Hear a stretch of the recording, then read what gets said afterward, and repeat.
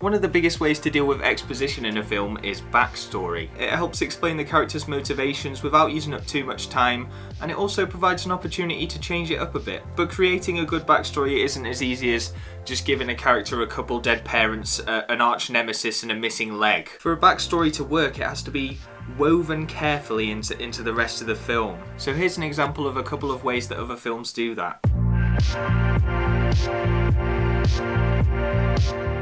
A classic way to handle backstory is in the introduction. This is where you just throw all the important past events at the audience immediately, often in some type of montage. And arguably the best example of this in any animation is the beginning of the film Up, which is just unbelievably well done. It establishes everything we need to know about Carl, gives him a reason for doing what he does throughout the rest of the movie, and provides a serious internal conflict which is then challenged by the characters around him. A second way to show backstory would be through some sort of life-changing experience that the main character has. A flashback, basically. Flashbacks are more commonplace in series because you can dedicate individual episodes to specific character growth, but they also happen in films all the time. These flashbacks don't have to relate directly to the character that's having them either. They could also be related to the world around them or something that the character's learning about. For example, in Legend of Korra, the main character Korra gets this kind of temporary amnesia, and as a result of her needing to relearn about herself, we get an entire backstory of the whole origins of the Avatar. As an extension of this flashback,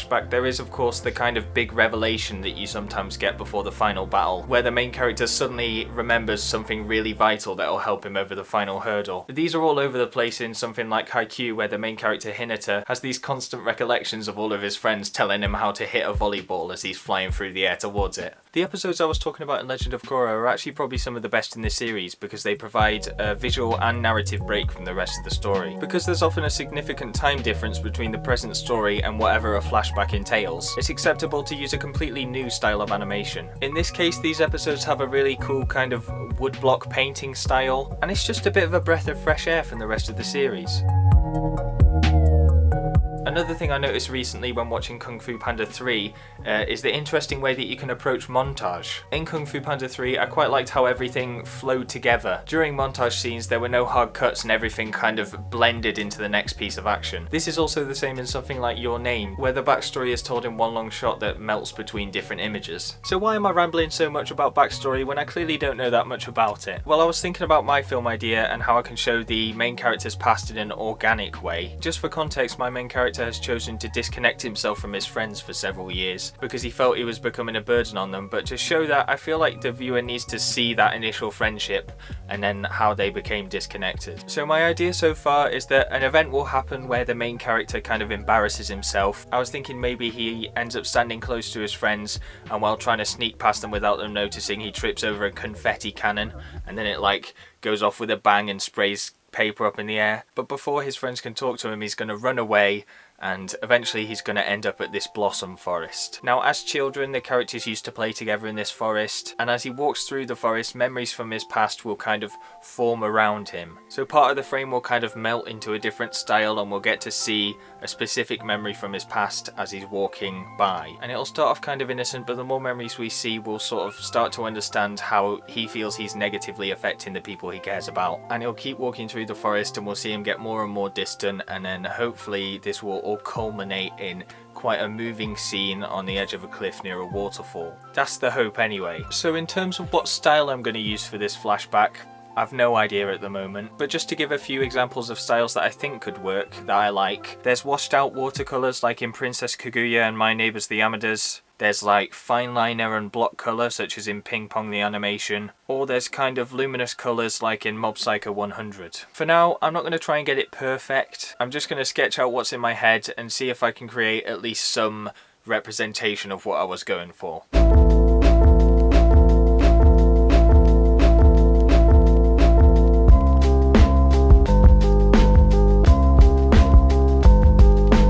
Wow everyone, I finally got myself a drawing tablet. Now I don't have to deal with the repetitive strain in my pinky finger every time I use this computer mouse. For those interested, it's a Cintiq 16, whatever that means. This is actually the first time I will ever use this, so don't be expecting magic straight away. But now I'm going to do some drawing, so I guess we'll see how it goes.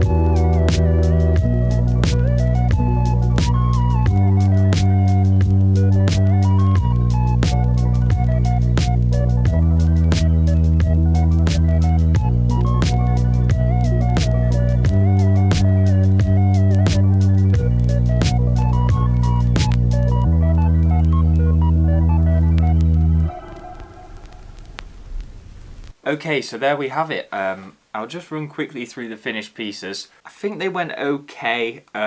Obviously they're not massively, unbelievably good. For my first attempt though, I'm sort of half satisfied at least with them. The ideas for the actual memories aren't fully fleshed out yet, so don't read anything into what's going on in any of the pictures. Also, you'll notice in these pictures that when the memory's fading in, it's just fading to white.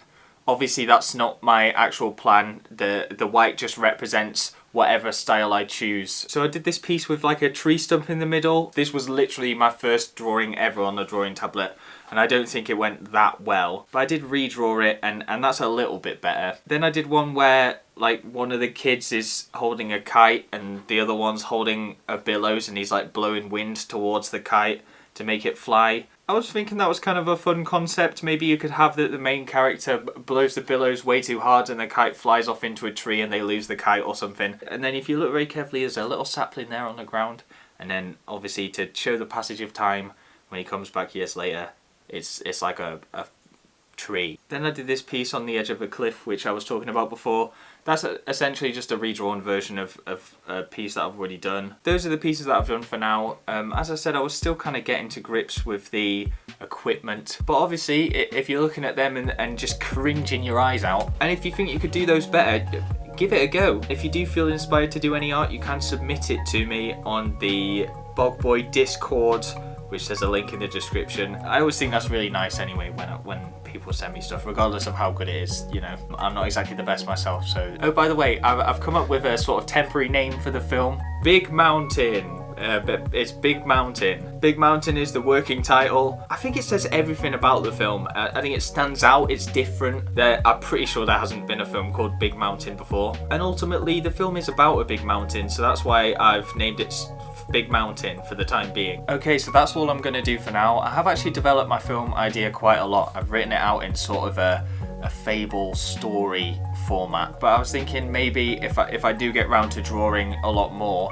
then I could do sort of a story time along with pictures, obviously, but that's quite far off. For now though, thank you very much for watching, and goodbye.